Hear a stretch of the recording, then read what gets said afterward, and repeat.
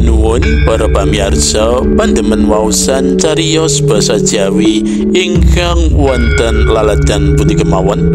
Pepanggihan malih dening kula Hadi Pamungkas ing cariyos basa Jawi.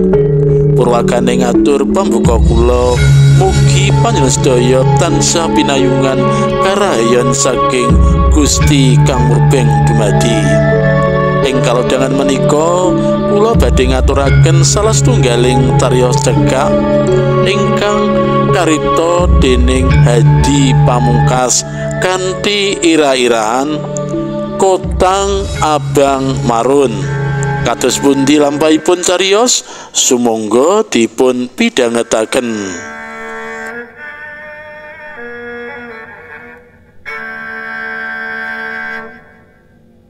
Anggone mbangun bale somah Wariyati karo Darkun wis sawetara suwe, kurang luwih wis ngancik 5 taunan. Ning nganti dinane iki durung kaparingan momongan sing dadi rerasane tangga teparo lan sakupenge dusun kono.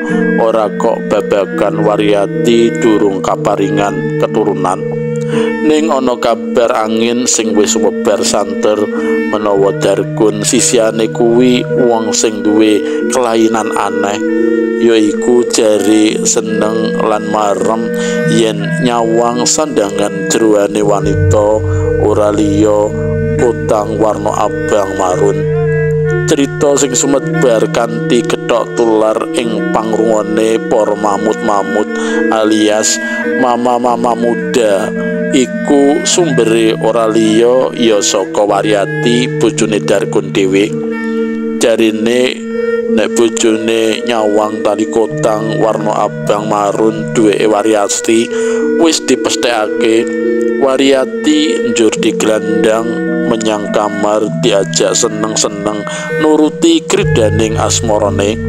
Malah jare Wariyati bojone kuwi kaya-kaya ora duwe rasa kesel, malah bisa nganti kaping 4 sedina wengi yen weruh tali Kotang utawa kotange Wariyati sing warna abang marun kuwi. Mula ora gawa senajan Wariyati duwe daleman Kotang 5 cacahe, warnane abang marun, ireng, coklat, biru lan krim, ning sing dianggo ya mung sing warna abang marun kesenengane bojone. Malah Kotang abang marun iku wis molor kendor merga asring dienggo, merga wis dadi kelangenane Darkun bojone minangka rasa katresnane. Mula kekarepane sing lanang supaya Wariyati nganggo Kotang abang marun tansah dituruti. Iya jalaran saka daleman sing jeneng Kotang abang marun iku Wariyati kaya-kaya ora kuat ngadepi sing lanang. Aja maneh weruh Kotange lagi nyawang tali Kotange wae sing katon lan pundhake Wariyati sing katon kuning mrusuh iku, Darkun wis ora kuat ngampet mubaling geni nepsune.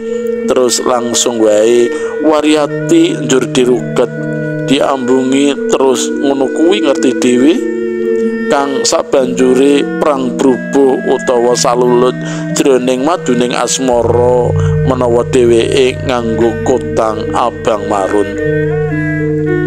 Saliyane ora kuat fisike, Wariyati kaya-kaya wis ora kuat rasane tangga teparo sing asring moyoki dheweke menawa ora leren-leren anggone kramas. Malah sedina bisa-bisa kramas nganti 3 ambalan. Jare Wariyati isin marang tangga-tanggane saben kramas, lah piye maneh nang omah durung duwe sumur bor, dadi aduse ya kepeksa nang kali sing banyune mili katon bening resik sing manggon ora adoh saka omahe kuwi. Nalika arep nyemplung nang banyu kali ing kono wis ana wong wadon 3 ya padha-padha arep adus, nyawang tekane Waryati, wong wadon telu sing saumurane Waryati iku padha nyawang lan lirik kanthi polatan mesem. "Le, kok kramas meneh ti?" takone salah sijine tanggane kuwi. "Iya, sregep banget Mbak Tiki anggone kramas," celethweke pawongan wadon liyane. "Apa krana kotang abang ya sing dadekake dadi sregep kramas?" saute tanggane liyane karo guyu cekikian. Digojloki sing kaya mangkono iku Waryati mung mesem klincutan kanthi praupan rada isin. Waryati wis nyadari pancen kanyatan ngono. Esuk mau jam 8 dheweke pancen wis kramas ning kali kono. Lah jam 12 awan dheweke kramas meneh. Dadi ora salah sing takon utawa sing nyemoni. Durung wancine matuk angslup sore, bisa-bisa dheweke kramas meneh menawa bojone nyawang tali kotang abange. Nate pirang-pirang dina Waryati sengaja ora nganggo daleman abang marun nganti seminggu lawase. Darkun wis ora ngguwel dheweke maneh, nepsune mudhun 180 derajat. Kaya-kaya kotange bojone warna abang marun iku obat doping kanggo keperkasaane Darkun. Waryati dhewe gumun yen bojone duweni kelainan sing kaya mangkono iku, alias pecinta kotang abang marun. Ing sawijining dina Waryati tansah mikir lan kuwatir aja-aja Darkun bojone iku pecinta kotang abang marun duweke wanita liya utawa pecinta uga kotange abang marun tangga sebelah. Wah, bisa cilaka tenan. Angen-angene sing kaya ngono iku njur dikipatake ado-ado. Tangel lamun menawa bojone bakal sedeng karo wanita liya utawa karo tanggane mung krana kotang warna abang marun. Kejaba praupane sisiane ya mung pas-pasan. Mung wae Darkun duweni kaluwihan otot kang keker lan dodone bidang kaya binaragawan. Mbok menawa ya mung iku sing dadi kesenengane para wanita muda. Karo maneh Darkun ya mung ngudhek nang omah arang metu nang endi-endi. Waryati dhewe ya wis survei menawa tangga-tanggane cedhak ketoke ora ana sing duwe kotang warna abang marun sakwerwe kuwi. Kuwi kabeh merga saben dina nang pepenane tangga teparo ora tau weruh ana kotang abang marun. Gancaring carita ing sawijining dina kotange Waryati sing warna abang marun ilang nalika mari dikumbah.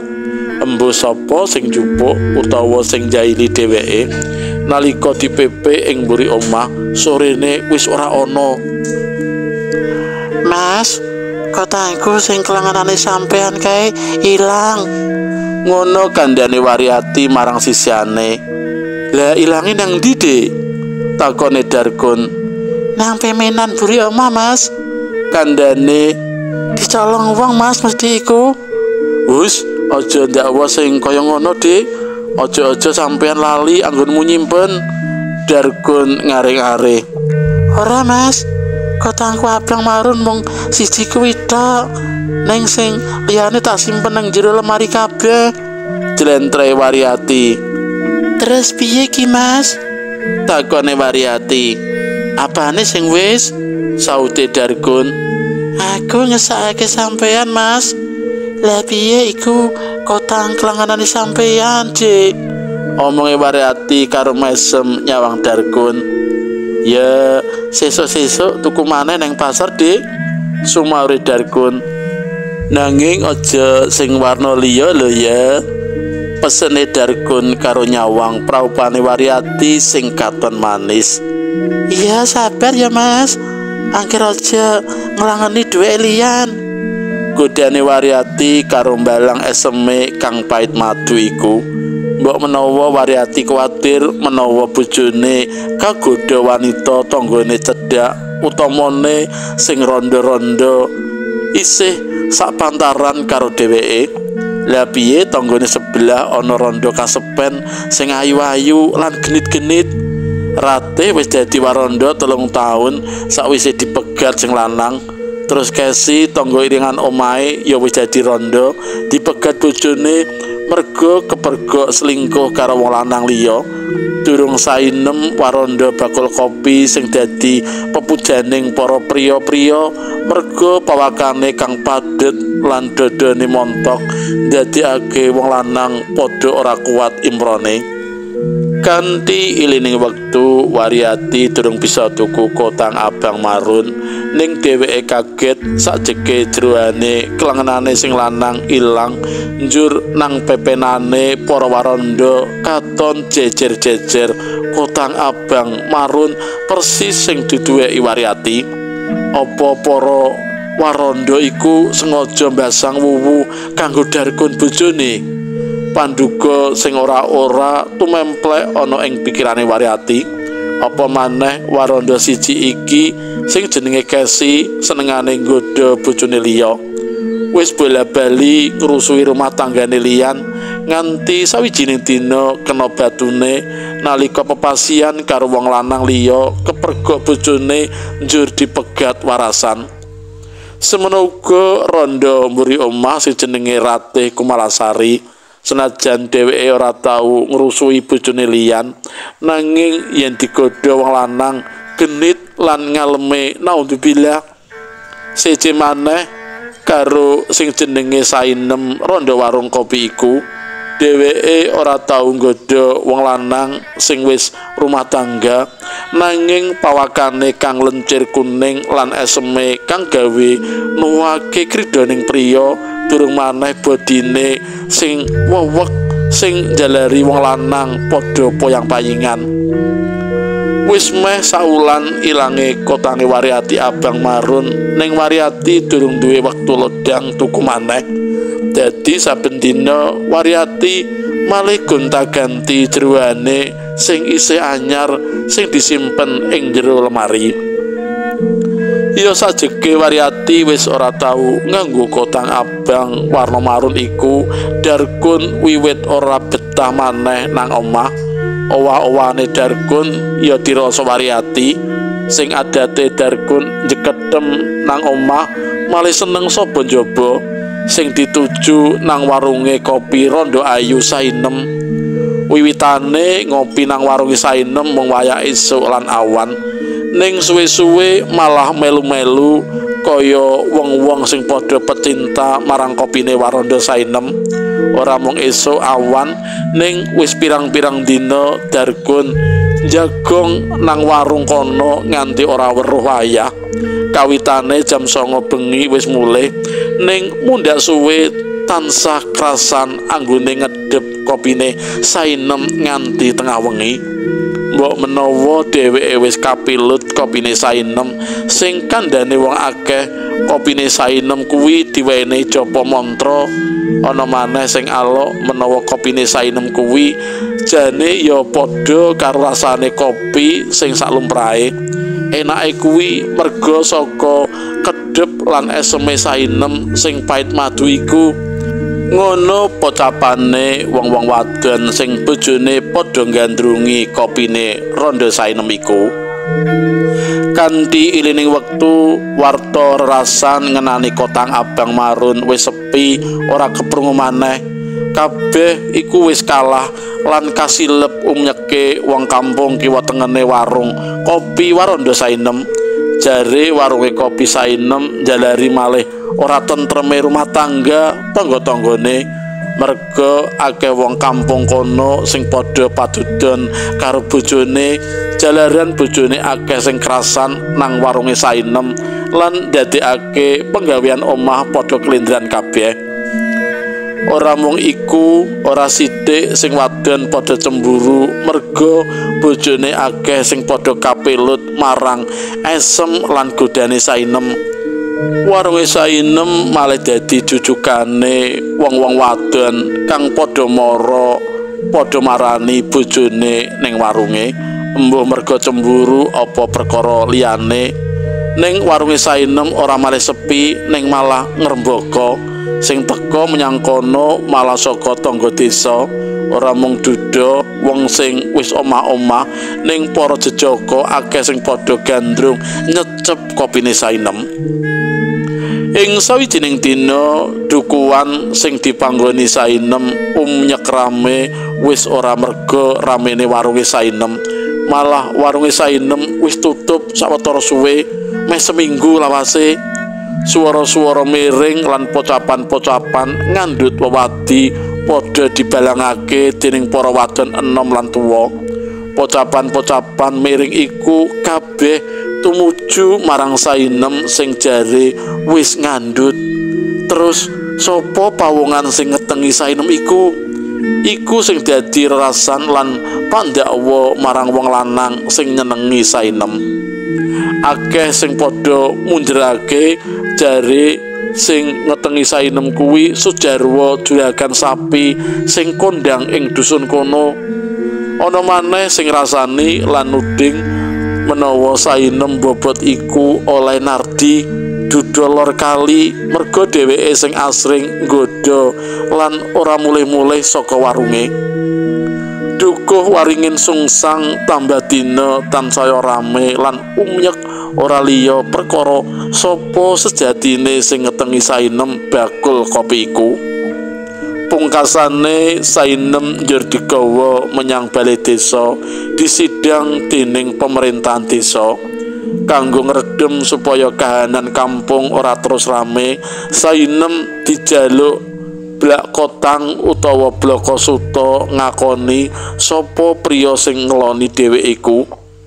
Kahanan ing desa kuno mundhak sore ora sepi, malah tansaya rame gembruduk. Wong lanang wedok enom tuwa padha kepengin ngerteni pengakune Sainem. Ngancik arep manjing adzan magrib, Sainem lagi gelem ngaku. Kanthi praupan isin lan dingkluk, Sainem njur ngetokake swara menawa wong lanang sing nandur bibit nang gembolane kuwi ora liya Darkun bojone Waryati. Keprungu swarane Sainem sing teges, Waryati bojone Darkun sing sore iku melu nonton lan manggon ana ing tengah-tengahing para wadon njur kaget kaya disamber mledek ing wanci ketiga ngerak. Saknalika otot-otote kendor kaya dilolosi, njur panyawange klemun-klemun peteng anggane ambruk ana ing tengahing wong akeh. Waryati njur semaput wis ora eling purwa duksina. Gara-gara Sainem malih seneng nganggo kotang warna abang marun iku, Darkun dadi kapilut ora mikir akibate, sing ana mung seneng lan nuruti kridaning hawa nafsu.